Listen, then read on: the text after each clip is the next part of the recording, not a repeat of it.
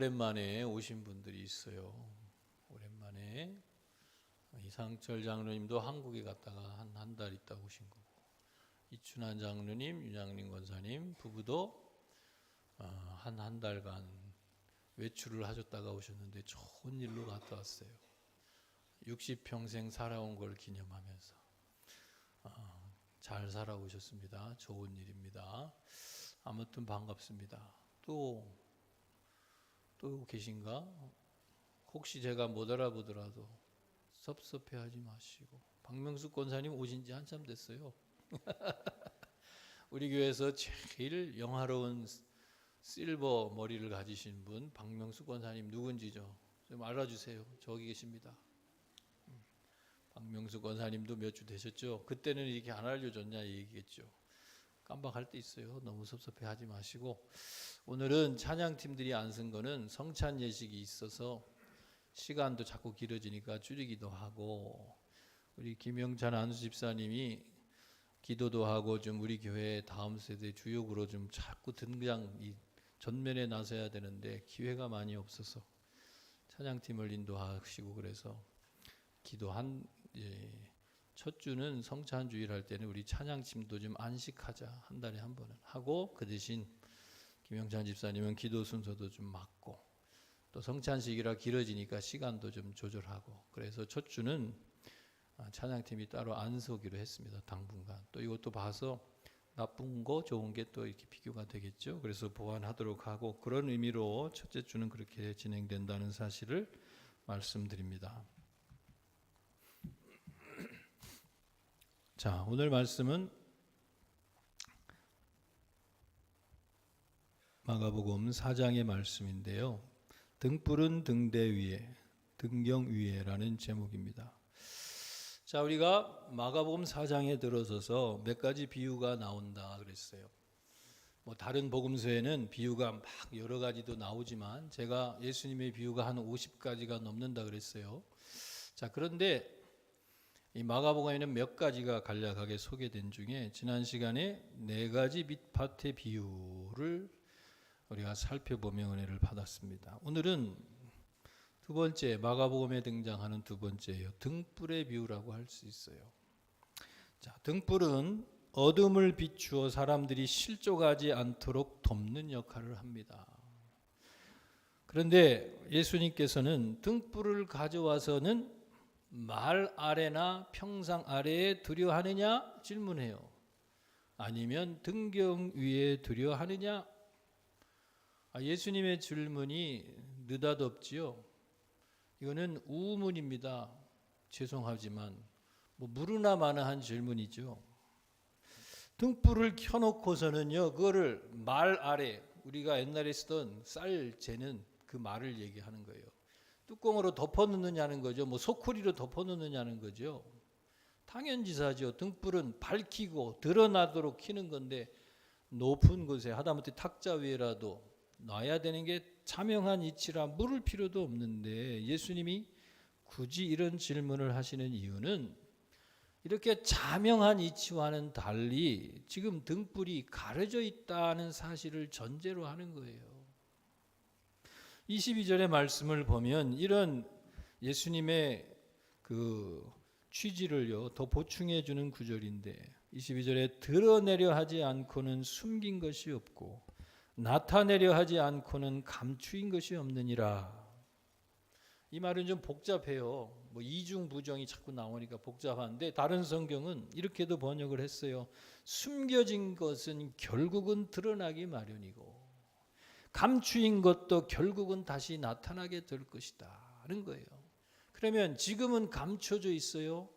언젠가는 드러날 것이에요. 지금은 감춰져 있다. 자, 그러면 예수님께서 오늘 이 등불을 통해서 뭘 말씀하세요? 등불은 예수님 자신이에요.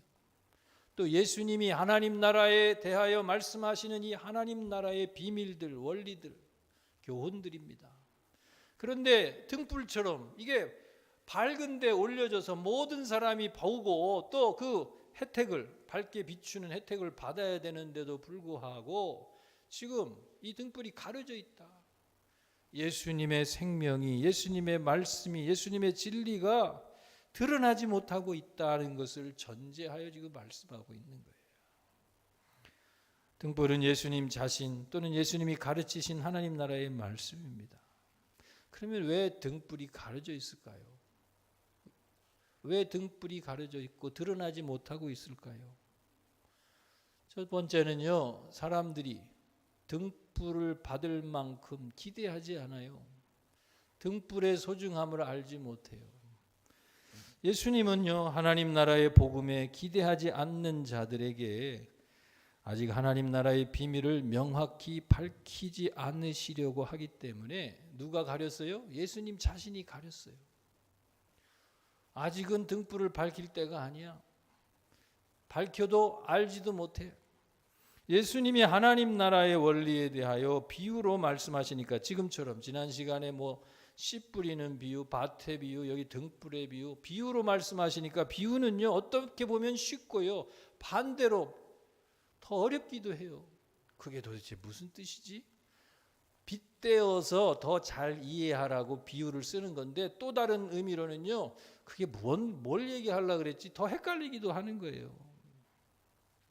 예수님께서 왜 하나님 나라의 원리에 대하여 가르치시면서 비유로 그렇게 말씀하시는지 제자들이 물었습니다. 사람들에게 왜 비유로 말씀하십니까? 이 말은 뭐예요? 아리까리, 오리무중 헷갈린다는 거예요. 무슨 뜻으로 자꾸 비유로 말씀하세요? 묻는 겁니다. 이런 제자들의 질문에 대하여 예수님께서 너희에게는 천국의 비밀을 아는 것이 허락되었지만 그들은 누구예요? 예수님을 믿지 않으려는 자, 깎아내리려는 자, 폄하하는 자, 비난하는 자들, 바리새인들과 같이 그런 자들에게는 아니다. 너희에게는 천국의 비밀을 아는 것이 허락되었지만 그들에게는 허락되지 않았다는 거예요. 비유로 이렇게 말씀하시는 이유는 예수님에 대한 비판자들이 보아도 보지 못하고 뭘 보지 못해요? 천국의 실상, 예수님의 말씀을 통해 전달해주고자 하는 하늘나라의 비밀을 봐도 몰라요. 그 다음에 들어도요, 깨닫지 못하게 하려는 것이다. 들어도 깨닫지 못해요. 비유로 말씀하시는 이유가 그거라는 거예요. 다시 말하면 하나님 나라의 비밀이 아무에게나 열려진 것이 아니라는 거예요. 하나님 나라의 축복을 받을 만한 자들에게만 허락된 것이다. 그들을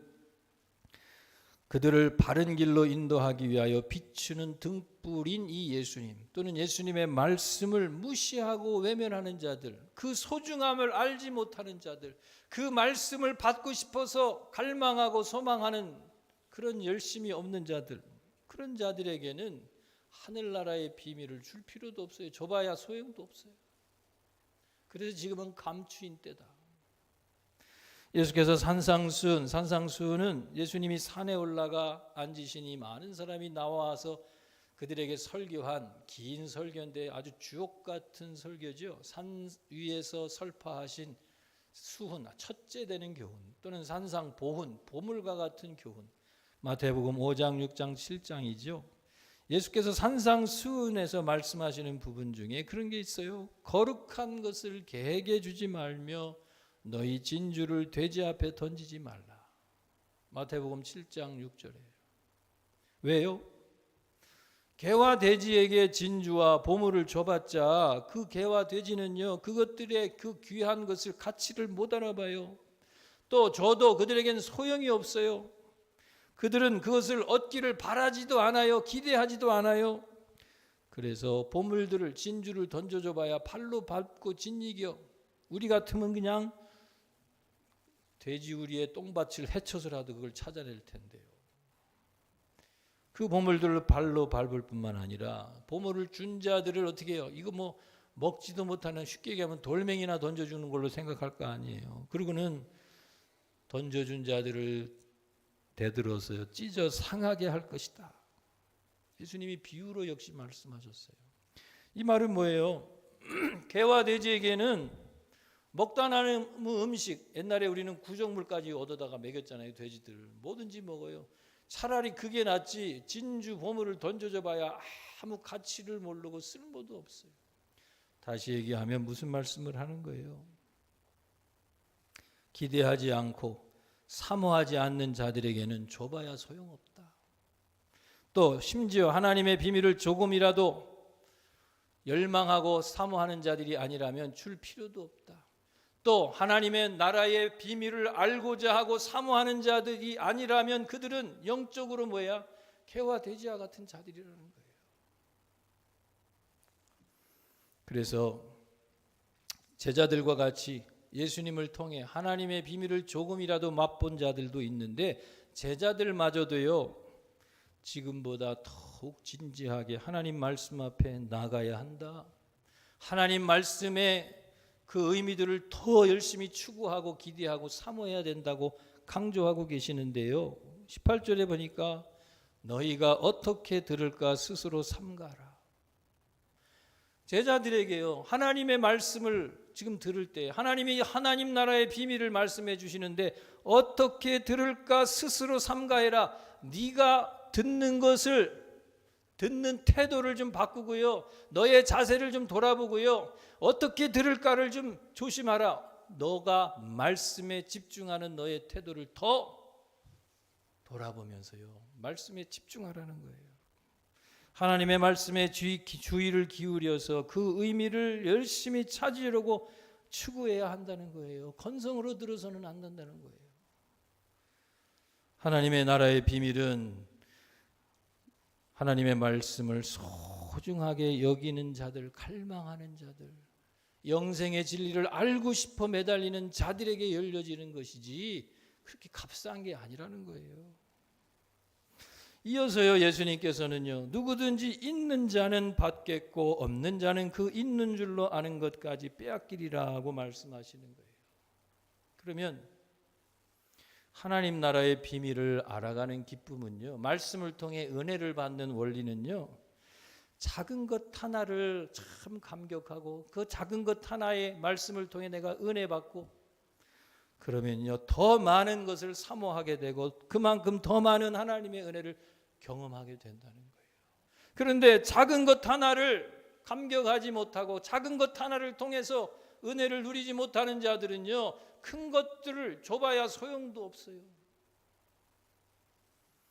매일매일 우리가 주일날 한 번 나와 예배 드리는 게 보통인데 한 시간의 예배 중에 한 30분 정도 설교하는데 그 한 번의 말씀을 귀하게 여기고 그 말씀을 통해 은혜를 받지 못하면 그 말씀을 나에게 주시는 말씀으로 사모하고 기대하는 마음들이 없다면 매일매일 내가 말씀 묵상하는 시간들 하루에 5분도 10분도 어떤 분들은 30분도 내가 하루를 시작하면서 말씀을 묵상하며 주의 뜻을 구하며 시작하는 그 짧은 시간을 소중히 여기고 오늘 나에게 하나님이 어떻게 말씀을 통해 인도하시려나 기대하는 마음들을 없다면 그 작은 순간들을 통해 내가 은혜를 누리지 못한다면 사순절 40일을 무슨 특별 기도회를 하고 부흥 강사가 와서 대단한 집회를 하는 것 같아도 소용없다는 거예요.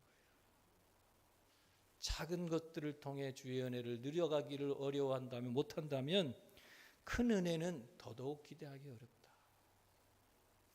자 여기서요 없는 자는 그 있는 줄로 아는 것까지 빼앗기리라고 예수님이 말씀을 덧붙였어요. 없는 자는 그 있는 줄로 아는 것까지 빼앗기리라. 그러면 이 사람은 자기 스스로는 뭐가 있는 줄 알아. 나는 하나님의 진리를 깨달은 걸로 알아. 나는 하나님의 축복을 받은 자인 줄 알아. 그런데 예수님이 볼 때는 없는 자예요. 자기 스스로는 나는 은혜 받고 나만큼만 신앙생활하면 되겠고 나는 구원받았고 나는 말씀 생활 잘하는 것 같은데 나는 있다고 생각하는데 예수님이 볼 때는 없는 자예요. 이게 뭐예요? 착각이죠. 누구에게 하시는 말씀이에요? 예수님을 지금 반대하는 바리새인들과 같은 자들, 종교 지도자들, 스스로는 유대교의 지도자들인 줄 알고 성경에 박식한 줄 알고 경건 생활에 아주 열심인 것 같은데 스스로는 이만하면 경건하다고 생각할 줄 모르는데 예수님이 볼 때 하나님의 기준으로는 없는 자예요. 은혜를 모르는 자들. 자기는 신령한 은혜를 경험한 것 같고 뭐 환상도 보는 것 같고 기도를 막 2시간씩 해서 나는 대단한 것 같은데 하나님 볼 때는 없는 자예요. 이 사람은 은혜를 모르는 자. 이 사람은 과연 구원받은 성도라고 할 수 있을까? 하나님 예수님께서 됐다고 진단하기 어려운 자들.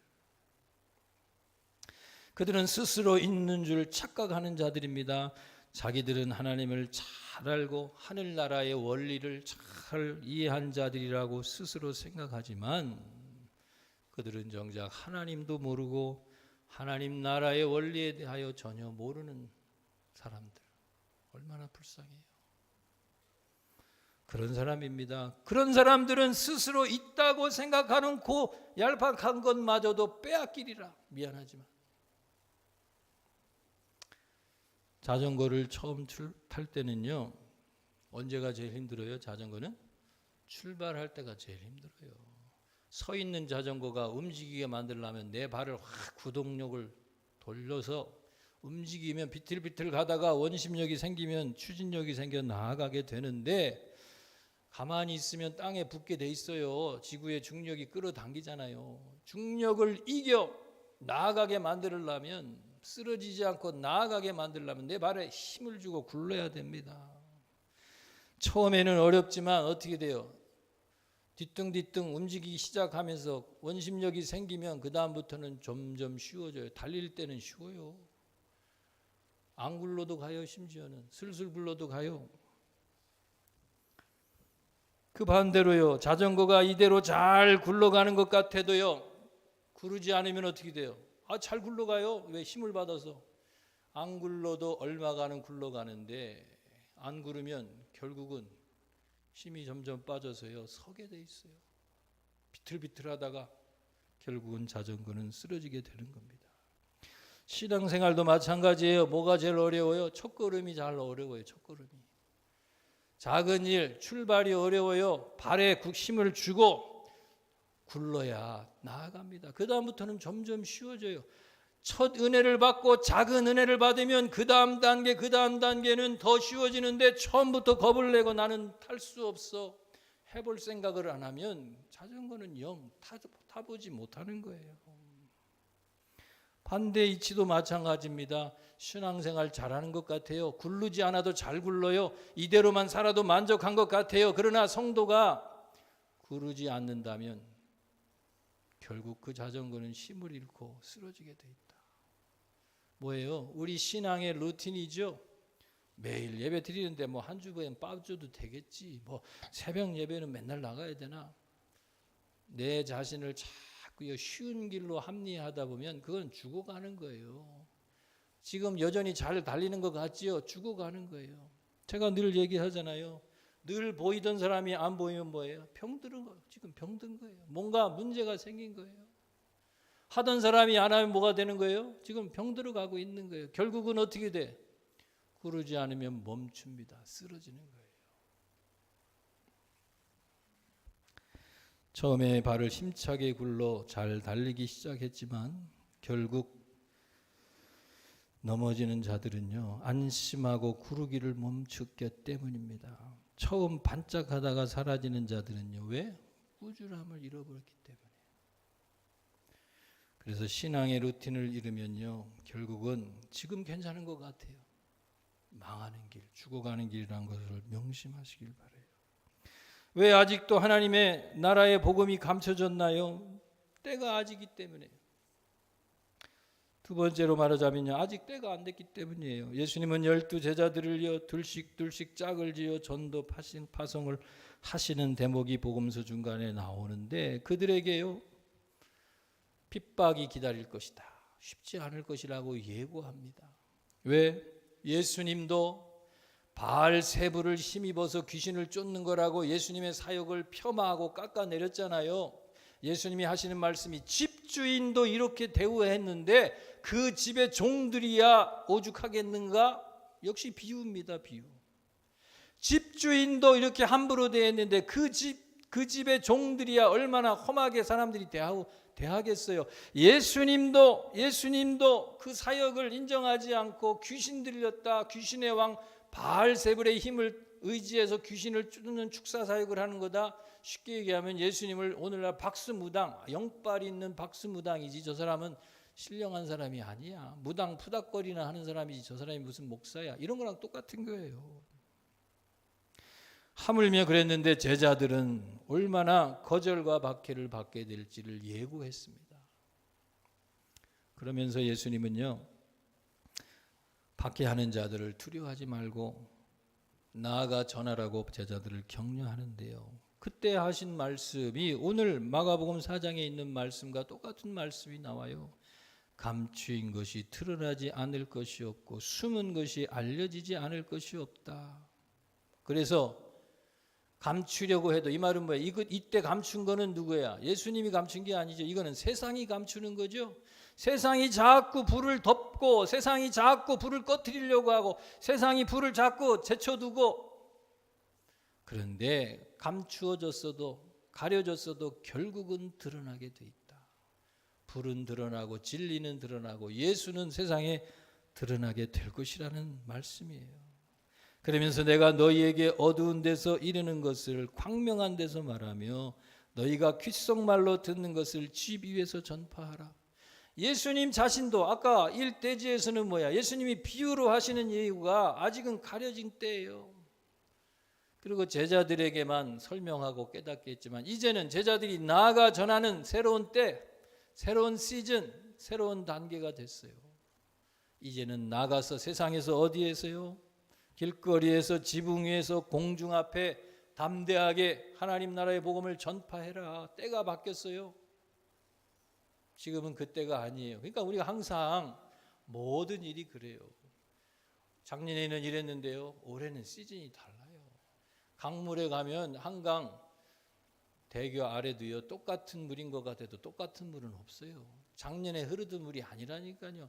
상황이 다 독특하게 다른 겁니다. 똑같은 일만 늘 하던 대로 하는 거는요, 의미가 없어요. 새로운 환경, 새로운 때, 새로운 일들이 벌어지는 거예요. 예수님께서 제자들에게 알려주셨던 하나님 나라의 복음을 이제는 제자들이 온 세상에 드러나게 전파하라. 이거는 예수님이 제자들에게 하신 말씀일 뿐만 아니라 종말론적으로 예언하는 것과 마찬가지입니다. 지금은 세상이 하나님 예수님을 박해하고 죽이려 드는데 예수님이 죽었다가 부활하시고요, 예수님의 제자들이 성령을 받으면 세상이 막을래야 막을 수 없는 새 시대가 돼 덮을래야 덮을 수 없도록 빛이신 예수님이 온 세상에 드러나게 될 때가 올 거예요. 때가 달라졌다는 것이죠. 그러나 지금은 예수님이 사시던 그때는 가려졌어요. 예수님 자신도 가리고 세상도 가리려고 드는 겁니다. 더 나아가서요, 예수님이 제자들에게 또 우리에게 복음을 드러내라고 하셨는데 복음은 말로만 전해지는 게 아니에요.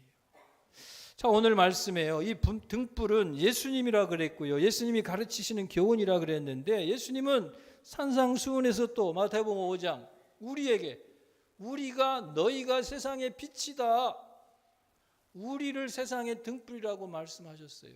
예수님만이 등불이 아니라 우리 그리스도인들이 다 등불이다. 너희는 세상의 소금과 빛이다. 마태복음 5장에 있는 말씀이잖아요. 우리가 잘 압니다. 그리스도인들이 세상에 대하여 가져야 할 선한 영향력을 염두에 두고 소금과 빛에 비유하신 거죠. 우선 그리스도인은 소금이다 할 때 소금은 그 자체가 대단한 게 아니죠.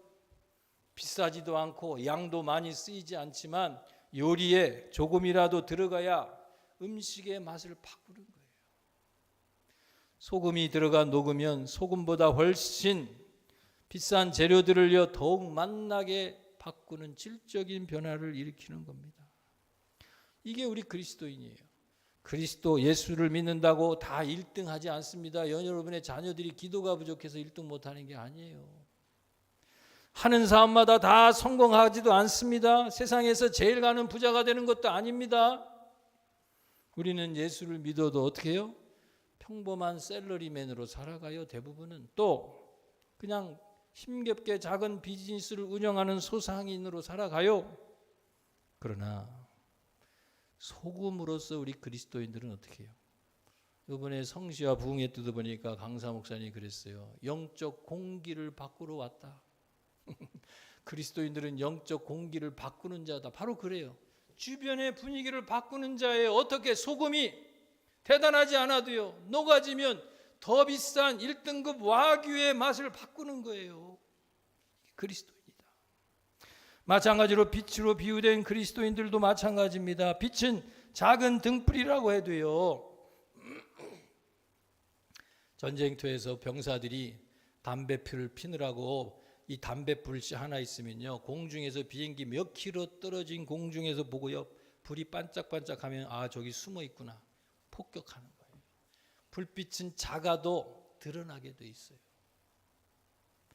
등불이 비추면 어둠에 감출 수가 없이 다 드러납니다. 밤길에 등불을 켜놓으면 사람들이 헤매지 않고 편안하게 그 길을 갈 수가 있어요.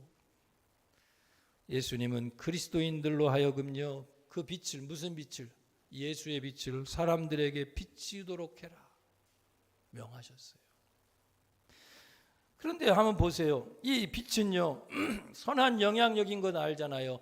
너희의 착한 행실을 보고 그리스도께 영광을 돌리게 하라. 이 말은 뭐예요? 우리가 선행을 행할 때에 사람들은 그것을 보고 예수님께 영광을 돌리고 예수님께 나오게 된다는 거잖아요. 그러면 우리는 예수님께서는 또 다른 말씀에 오른손이 하는 걸 왼손이 모르게 하라 그랬는데 이건 또 뭔가 서로 상충되지 않나 의문을 또 제기할 겁니다. 교훈의 초점이 뭐예요? 오른손이 하는 일을 왼손이 모르게 하라는 얘기는 나를 드러내지 않도록, 자랑하지 않도록, 과시하지 않도록 겸손하게 행하라는 것이지요. 그러면 반대로 예수님이 주목받고 예수님이 드러나도록 하기 위하여 거꾸로 내 선행이 드러나도록, 그리스도의 선함이 드러나도록 하라는 거죠. 사람이 모르기만 하라는 의미를 한편으로만 얘기하면 안 되죠. 그리스도인들이 내가 자랑받고 나를 과시하려고 하는 게 아니라 그리스도가 드러나고 사람들이 복음에 이끌기 위하여 선한 감동과 영향력을 주기 위하여 우리는 드러나게 할 수도 있는 거예요. 등경 위에 놓인 등불은요, 주변을 환하게 비춰서 그 빛 아래 모든 것들이 드러나게 합니다. 등경 위의 등불은요, 어떻게 해요? 저절로 사람들이 그 빛이 어디로부터 오는지 다 알 수 있어요. 높은 곳에 놔두면 저쪽부터 빛이, 아, 저기에 등불이 켜졌구나, 저기에 무슨 등대가 있나 보다. 그 등불이 그 자리에 있기만 해도요, 그 주변을 원하게 비춰주는 역할을 하는 거예요. 뭐 특별하게 하려고 애쓰고, 뭐 높은 자리 차지하려고 애쓰고요, 뭐 선전 광고 안 해도 그리스도인들이 자리 잡기만 해도요, 등불의 빛이 퍼져서 사람들이 다 주목하게 되고 그 영향력 아래 도움을 얻게 된다는 거예요. 그리스도인들은 말이 아니라 그 존재만으로도 그리스도의 영광을 드러내게 되는 법이라는 말이에요. 그러니까 우리 그리스도인들은요, 앞에서 너희들은 세상에 나가 길거리에서 지붕 위에 가서 너희들이 알았던, 은밀하게 배웠던 하나님 나라의 비밀을 선포하라고 예수님이 말씀하셨는데, 말로도 전파합니다. 물론 우렁찬 목소리만으로가 아니라 뭘 통해서? 성도의 삶을 통해 자연스럽게 드러나게 돼 있다는 거예요.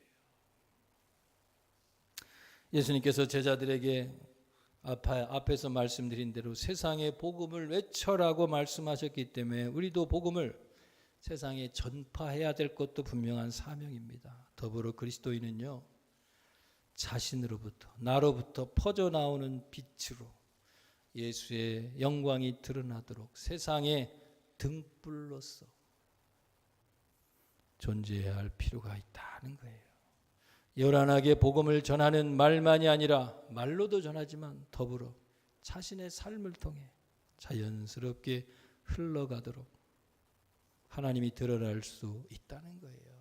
그러면 말은 대단하게 하는데 거꾸로 불이 다 꺼져 있다면, 등불을 쓰려고 그랬더니 기름이 다 떨어졌다면 심지가 없어서 아무 소용이 없다면 등불을 집어 던지겠죠. 말은 요란한데 내 삶이 예수 그리스도의 빛이 드러나지 않는다면 그것도 역시 소용없어요. 등불로서 우리가 그리스도의 빛을 드러내는 것도 맞고요, 나가서 또한 전하여 예수를 알리는 것도 맞는 일입니다. 우리 자신의 신앙의 진정성 있는 삶을 통해서 구체적으로 세상이 복음이 듣도록 그들에게 말로서도 전하고 내 삶으로도 드러내야 한다는 거예요. 오늘의 말씀을 맺습니다. 예수 그리스도는 세상을 생명으로 이끄는 빛이십니다. 등불 대신 예수님과 그분의 말씀을 무시하고 외면하면 생명으로 인도함을 받을 수가 없어요. 예수님은 자신을 존중히 여기는 자를 존중히 여기시고요, 사모하고 갈망하는 자에게 큰 은혜를 더 베푸시는 거예요. 빛이신 예수님의 진리의 말씀은 아무리 어두움이 막으려 들여도요, 결국은 온 세상을 비치게 될 겁니다. 우리는 그리스도를 드러내는 등불로서 우리의 선한 행실을 통해, 그리고 또한 생명의 복음을 세상에 외침으로 그리스도를 세상에 알려야 할 증인이요 통로인 것입니다. 기도하겠습니다. 하나님 아버지, 세상의 등불 되신 예수님, 또 주님처럼 우리도 세상의 등불로서 예수 생명을 세상에 드러나며 그들의 모두가 그리스도의 영광의 복음으로 말미암아 저 하나님 나라의 진리를 깨닫고 믿어 구원에 이르도록 인도하는 등불의 삶을 잘 감당할 수 있도록 우리에게 은혜 주시고 흘러 넘쳐 빛되게 하옵소서. 예수님의 이름으로 기도드립니다. 아멘. 다 같이 일어나시겠습니다.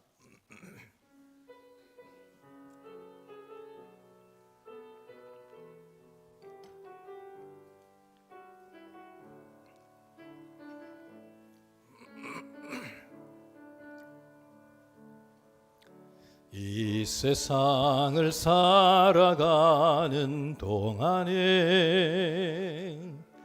나의 힘을 의지할 수 없으니 기도하고 낙심하지 말 것은 주께서 참 소망이 되심이라. 하나님의 꿈이 나의 비전이 되고 예수님의 성품이 나의 인격이 되고 성령님의 권능이 나의 능력이 되길 원하고 바라고 기도합니다. 주의 길을 걸어가는 동안에 세상에 것 의지할 수 없으니 감사하고 낙심하지 말 것은 주께서 참 기쁨이 되심이라. 하나님의 꿈이 나의 비전이 되고 예수님의 성품이 나의 인격이 되고 성령님의 권능이 나의 능력이 되길 원하고 바라고 기도합니다. 다시 하나님의 꿈이 나의 비전이 되고 예수님의 성품이 나의 인격이 되고 성령님의 권능이 나의 능력이 되길 원하고 바라고 기도합니다. 아멘.